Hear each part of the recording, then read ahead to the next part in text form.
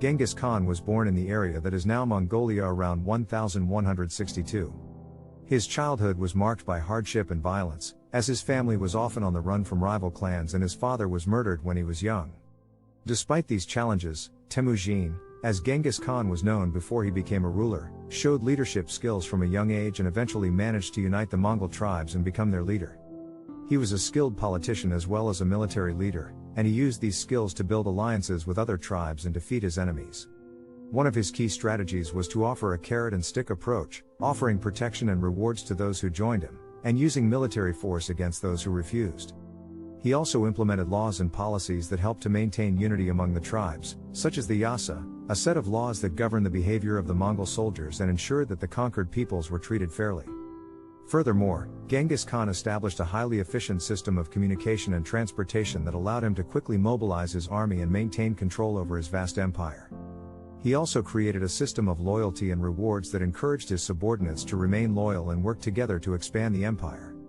These were some of the ways Genghis Khan was able to unite the Mongol tribes and establish the Mongol Empire, which eventually became one of the largest empires in world history.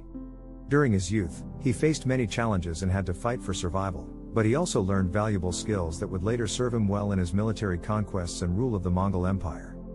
He was a quick learner and a talented strategist, qualities that would help him to become one of the greatest conquerors in history.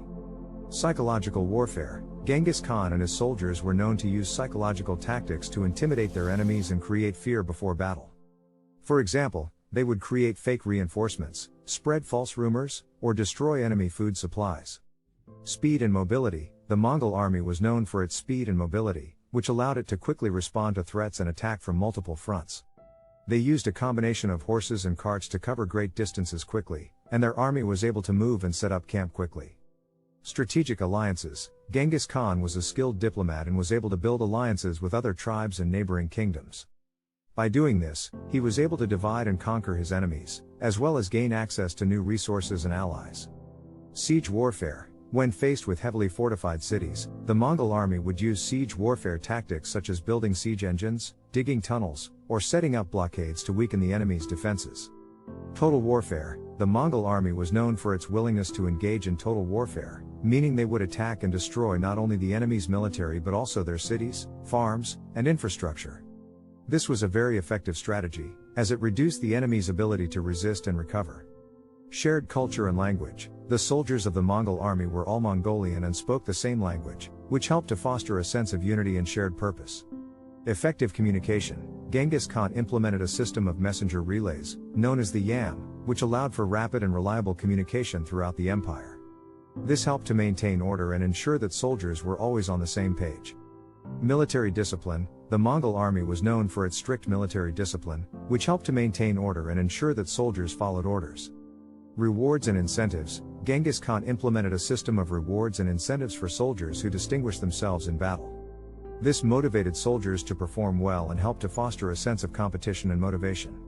Shared vision. Genghis Khan was a charismatic leader who was able to articulate a vision for the future of the Mongol Empire that was appealing to his soldiers. He was able to inspire them to work together towards a common goal. These are some of the factors that contributed to the loyalty of Genghis Khan's soldiers. Through his leadership and the support of his soldiers, Genghis Khan was able to expand the Mongol Empire and become one of the greatest conquerors in history. These are some of the tactics that Genghis Khan and the Mongol army used to defeat their enemies and make them surrender. It's worth noting that despite the reputation for violence and destruction, Genghis Khan was also known for being a just ruler who promoted religious tolerance, which helped to maintain the loyalty of the conquered peoples. He grew up in difficult circumstances and had to fight to survive, but eventually managed to unite the Mongol tribes and become their leader. Under his rule, the Mongol Empire rapidly expanded through military conquests, eventually stretching from China to Europe. It's difficult to determine an exact number of battles fought by Genghis Khan, as records from that time period are limited and often inconsistent. However, it's estimated that he and the Mongol army engaged in numerous battles and military campaigns throughout their expansion, both within Mongolia and beyond. During his lifetime, Genghis Khan conquered and absorbed many different territories, including parts of modern-day China, Central Asia, Iran, and Russia.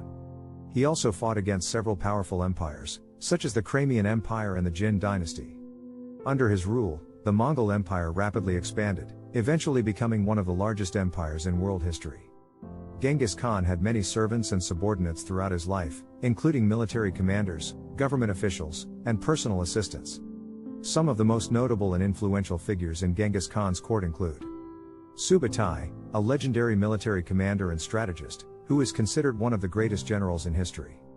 He served Genghis Khan as his chief of staff and played a key role in many of the Mongol Empire's military campaigns.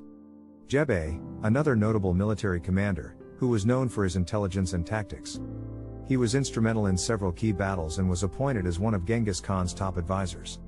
Tolui, the youngest son of Genghis Khan, who served as his father's chief lieutenant and helped to expand the Mongol Empire.